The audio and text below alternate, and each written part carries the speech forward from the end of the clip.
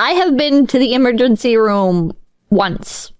I went because when I first started, we'll say, I've talked about this before and I always forget how I talk about it. I went to the emergency room once because basically I got super focused on, we'll say, video editing, and I pretty much like did not move at all. Like I hyper fixated so aggressively on video editing that I was just not moving. I was not doing anything, right? Like I had tasted a bit of success, and in tasting that bit of success, I pushed my body to its absolute limit and did not treat it as kindly as I should have treated it. And so what happened is I got like this pain in my leg, and I tried like stretching it and stuff, and I tried taking like hot baths and stuff to like ease the pain and stuff. I thought that I had just like pulled it or something, and I don't know how I thought that I pulled it,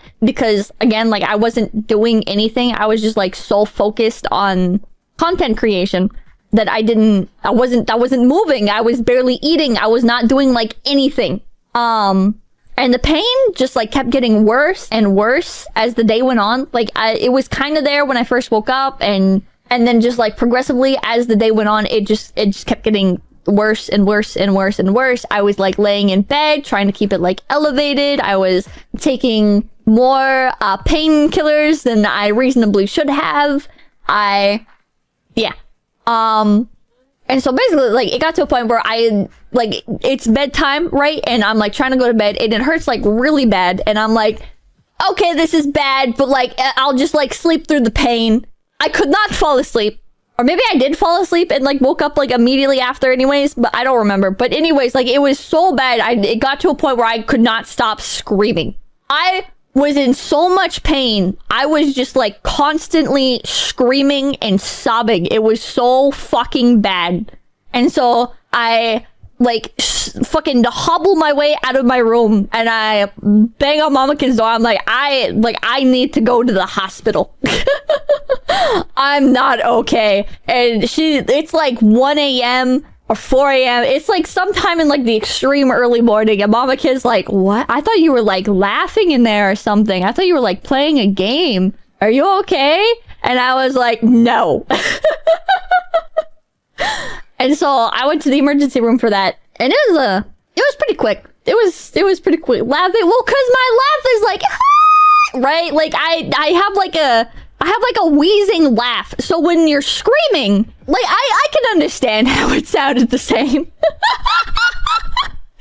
But yeah, so I went to the emergency room. It was pretty quick. They like I think Mama Kin got me like a wheelchair to go up to the space in, and then they like wheeled me around, and they did like x-rays and stuff, and they're very accommodating. I don't know what every emergency room is like, but the one that I went to, it was very accommodating. They did like a bunch of tests and stuff, had like an x-ray and everything. At the end of it, they were like, we don't know what's wrong with you. Here's some fucking tranquilizers. Good night. They gave me a shot that like completely ended the pain. I don't know what was in that, but they gave me a shot that just like completely fucking fixed it. They told me to exercise more, and they gave me some drugs that every time I took one, it knocked me out for 24 hours. It absolutely knocked me the fuck out, man. Good shit.